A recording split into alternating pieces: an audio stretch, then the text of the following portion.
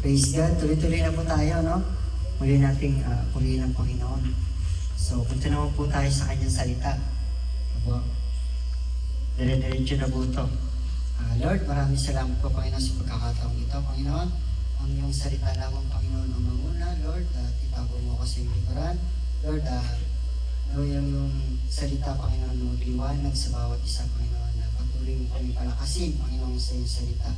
Lord, patuloy kang kumilos sa aming buhay, Lord. Salamat dahil tinulungan kami sa lugar na ito na may protection mo, Panginoon. Alam namin, Panginoon, na may mangyayari na bago sa aming buhay, Panginoon. Hindi lang sa araw nito, hindi sa araw-araw, Panginoon, na nakasama ka namin. Lord, sa araw na ito, ay ikaw pong manguna sa lahat ng gawain nito. Hallelujah, Lord. Jesus name we pray. Amen. Sabi ito, title, Paano Kumilos ang Diyos sa buhay natin. Alam po ba natin yan kung paano kumilos ang Diyos sa buhay natin? Bilang mananampalataya, dapat po, alam na po natin yun, no? Amen po. Amen po tayo. So, si kapatid nga pala nung may bago rito, matagal ka na bang umaatin sa church? O bago lang? Bago lang? Bago. Praise God. So, hindi aksidente, no? Maganda. Kasi si Lord, yung magpapaliwanag, tuturuan ka. Makinig ka lang dito, yung mga tatayo rito, marami kang matututunan. Praise God. So, sabi sa Roman 8:28, nalalaman natin sa lahat ng bagay ay gumagawa ang Diyos para sa ikabubuti ng mga umiibig sa Kanya. Umiibig po ba tayo sa Diyos? Amen. Amen? Amen po. Dapat lagi natin iniibig ang Diyos. Kasi siya ang unang umibig sa atin. Tandaan natin yan. Hindi tayo siya ang unang umibig sa atin. Paano kumikilos ang Diyos sa buhay natin? So dapat alam natin yan. Amen po? Sabi dito sa number 1, anin po yan. Pero unahin natin syempre. Sa pamamagitan ng panalangin. So, kung di pa po tayo marunong manalangin, kung bago tayo sa church, ay unti-unti. Tuturuan po, no? Lahat po kami rito, nung bago sa church, hindi po kami marunong manalangin. Parang si Rans, no? Ngayon, makita mo siya, kasama na namin siya sa prayer meeting. Na po, nagbibigay na rin siya ng mga panukala pagdating sa Biblia, no? Amen po. Ganun din po ako, pagdating ko rito, hindi po ganun ka-aral manalangin, no? But, praise God, si Lord po ang nagturo sa atin. Si Abby, natuto na rin po siyang manalangin. Marami pong pinakita si Lord na himala sa buhay ng mga tao na unang dumating dito. So, tandaan natin na kung ano kami ngayon, ay mangyayari din sa inyo. Basta magtiwala lang kayo kay Lord. So, balik tayo sa topic. One muna. Nasa daw. Praise God. Sabi ko rito sa number 1, pamamagitan, unang-una pala, sa kanyang salita. Ayan. Ginagabayan niya tayo sa tamang landas. Yan ang una talaga. Praise God. Saan po natin makikita yan? Ito po memory verse na to Dapat ng iba, mas magandang memory verse to. Sabi, ang salita mo ay ilawan sa aking mga paa at liwanag sa aking landas. Yan po sabi ni David, no? Nung siya ay nasa panahon ng kagipitan, no?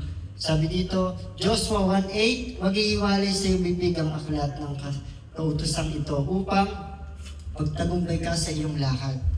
So napakaganda po. Focus po muna tayo doon sa mga ibinigay na key verse, no? Tingnan mo yung mga supporting verse po, no? Sabi rito, ang salita mo ay ilawan sa aking mga paa. Napakalalim po, pero napakaganda na matutunan natin na ang bawat salita ng Diyos ay tunay na nag-iilaw sa ating buhay kapag ito pa narinig natin. Ano po? Nakikita po natin na hindi kumikita-kita yung daan na dinadaanan natin, no? Kumbaga may patutunguhan.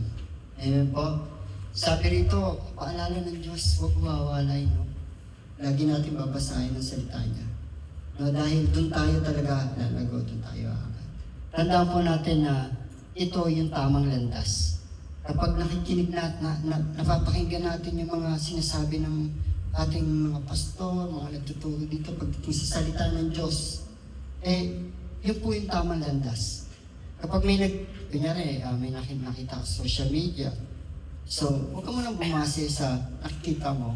Tingnan mo rin yung Biblia, kasi yun yung kanyang salita. Basahin mo maigi, pagbuli mo na yan. Doon, mapapatunayan mo kung totoo. Amen po?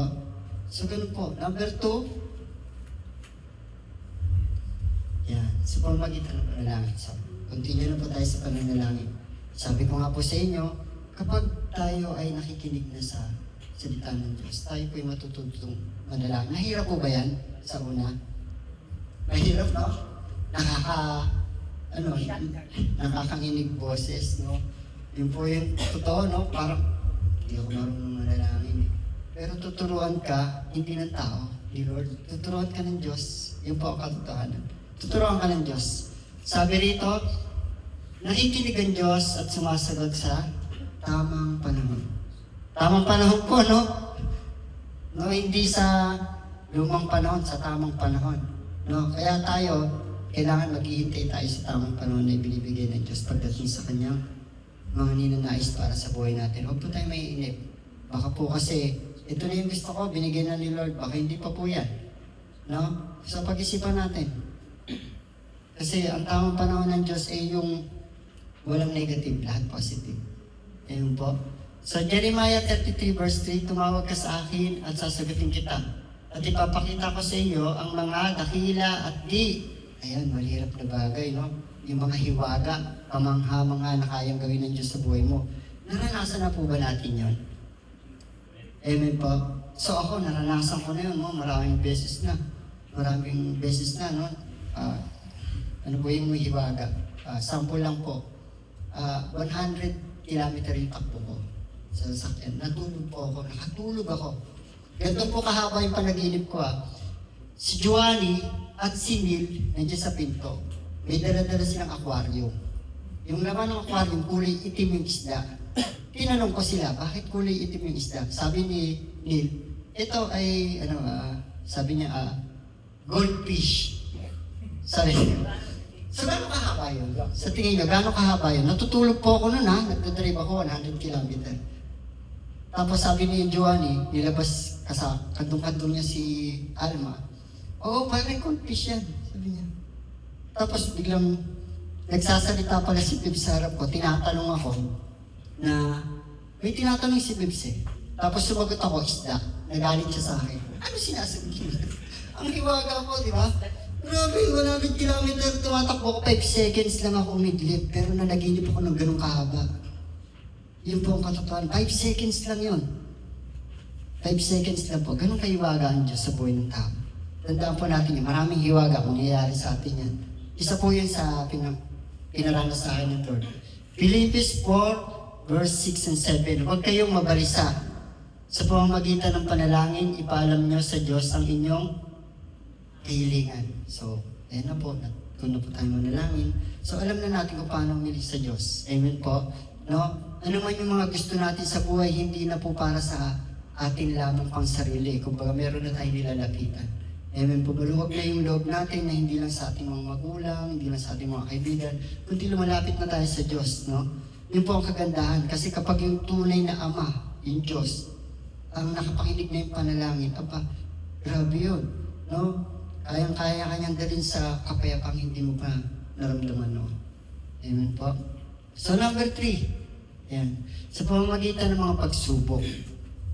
Yan. Hinuhubog niya tayo upang lumago at maging matatag. So, hindi lang po pala pagpapala. So, kailangan din subukin tayo ng Diyos. Amen po? Kailangan subukin tayo ng Diyos. Kasi, kaya nga tayo nandito sumubok tayo. Amen po? No? Tayo lahat, sumubok tayo nandito, OFW. Sinubok ka ng Lord na makita kung paano yung biyaya niya na ibibigay mo sa iyong pamilya.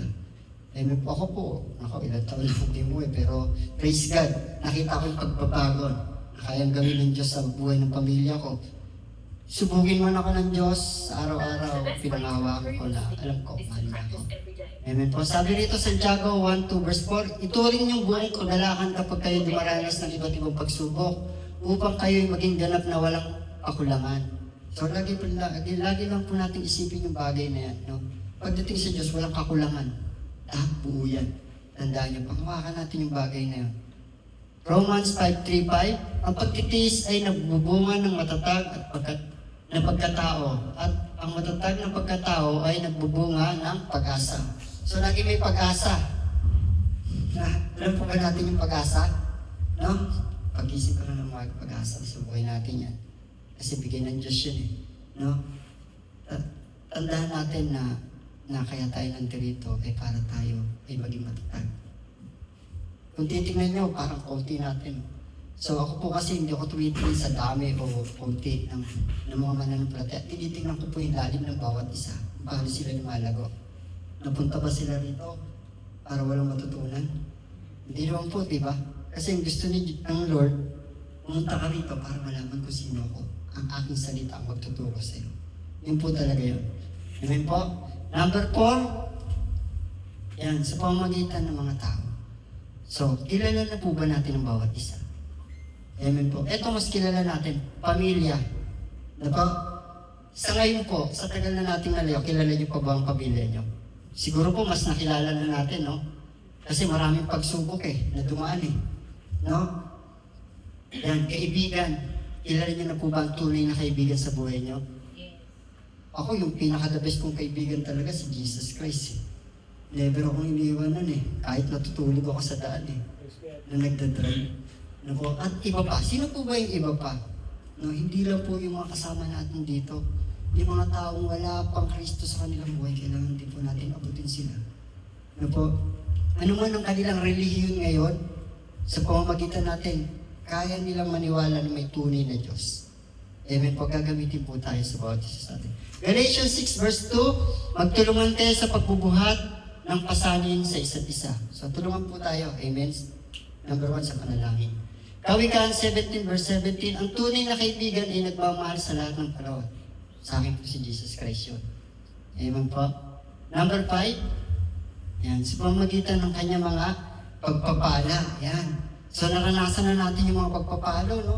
Kailangan pagpapala naman ba? Lagi. Amen. Tanggapin natin yung mga pagpapala. Kung galing sa Diyos yan, bakit hindi ba? No? Bawat biyaya ay tandaan ng kanyang kabutihan. So pinapakita sa atin ng Diyos na mabuti siya sa buhay natin. No? Kaya nga po yung anniversary natin, kita rin, tagumpay, victory. Amen po. Gumamit siya ng mga tao doon upang magkaroon ng tulungan, ano man yung mga struggle, pagsubok, marami. Pero victory pa rin po. Amen po. No? Wala naman makakahadlang sa Diyos pag sinabi niyang goods, mabuti, tagumpay, positive po yan, mangyayari lahat dyan. So Santiago 1:17, ang bawat mabuti ay ganap na kaloob ay nagmumula sa itaas mula sa Ama ng mga ilaw. Amen po. Sabi nga po sa Psalms of Tinawot, sa 119:105, no? Siya pong ilaw. No lang, to my feet. Awit 103 verse 2, purihin mo ang Panginoon at huwag mong kadilimutan ang lahat niyang kabutihan. Tandaan po natin, alam na natin yan kung anong kabutihan ng Lord. No? Nasa puso na po natin yan, tandaan na po natin yan. Huwag na po natin kalilimutan. Pag sinubok tayo, mabuti ang Diyos. Mahal tayo niyan. Amen po. Number 6. Amen. Sa pamamagitan ng kapayapaan ng puso, yan po ang pinakamalaga. No? Kapag ang Diyos nakilala mo, meron ka na yan Amen po. Kasi kapag wala pa, di mo pa nakikilala ang Diyos niya. Amen po. Binigay niya tayo ng kapayapang hindi kayang ibigay ng mundo. Totoo po yun. Walang kayang ibigay yung mundo na kapayapaan na kayang ibigay ng Diyos. Amen po. Sa Kanya ko lang naranasan yun. Kayo, naranasan niyo ba sa kaibigan niyo yun? Sa pamilya niyo? No, sa ibang tao? Yung kapayapaan na kayang gawin ng Diyos sa buhay niyo? Hindi. No? Lalo kapag niloko ka, sinaktan ka, kaya ba? Diyos lang lalapit ka lang sa Diyos, nandun yung kapayapaan diba? Kasi kapag lumapit ka lang sa kaibigan mo, baka lalo ka pang mabigo. Amen po? John 14:27, kapayapaan ang iniwan ko sa inyo, ang aking kapayapaan ang ibinibigay ko sa inyo, hindi tulad ng ibinigay ng mundo. Colossians 3 verse 15, maghari nawa sa inyong puso ang kapayapaan ni Kristo. Naghahari na po ba sa atin? Amen po. Dapat po lagi naghahari ang kapayapaan kasi galing po yung kay Jesus Christ. So, conclusion. Praise God. Natandaan po ba natin yan? Sabi rito, ang Diyos ay patuloy na kumikilos sa ating buhay sa iba't ibang paraan. Ginagabayan niya tayo sa pamamagitan ng kanyang salita. Nakikinig sa ating mga panalangin. Hinuhubog tayo sa gitna ng mga pagsubok. At gumagamit ng ibang tao upang ipakita ang kanyang pag-ibig at tulong. Pinapakita rin niya ang kanyang kabutihan sa pamamagitan ng mga pagpapala at pinupuno niya ang ating puso ng kapayapaan na hindi kayang ibigay ng mundo. Bagamat hindi natin siya nakikita ng ating mga mata, makikita natin ang kanyang pagkilos sa bawat pangyayari sa ating buhay. Kaya't nararapat lamang na magtiwala, sumunod at manatiling tapat sa kanya, sapagkat hindi niya tayo iniiwan at palagi siyang kumikilos para sa ating ikabubuti. So last verse po, sabi dito sa Isaiah 41:10, tingnan po natin ang gawa ng Panginoon. Huwag kang matakot sapagkat ako'y sumasa inyo. Huwag kang mangamba sapagkat ako ang iyong Diyos. Palalakasin kita, tutulungan kita at alalayan ng aking matuwid na kanang kamay. Amen. Sino po yun? Jesus Christ. Amen po. Tandaan niyo po, lagi po yung gusto mangyari sa atin ng Panginoon. Basta tandaan lang po natin, mahal tayo ng Diyos. Walang imposible sa Kanya. Amen po. Ganun kumilos ang Diyos sa buhay natin. Amen po. Lord, salamat Panginoon dahil patuloy ka. Dirito, humikilos sa amin, Panginoon. Lord, ano man ang aming ginagawa, Lord, ay pinauubayan namin, Panginoon, sa pananalangin. Lord, na lumalapit kami sa iyo, na bigyan mo ng bendisyon, Panginoon, ang lahat ng aming mga gawa, Panginoon. Lord, hindi kami bumabase lamang sa aming mga sarili. Tulungan mo kami, Panginoon, na maging malakas, Panginoon. Maging tuwid sa harap mo, Panginoon. Lord, ilayo mo kami sa tukso, ano man ang gawa ng kaaway.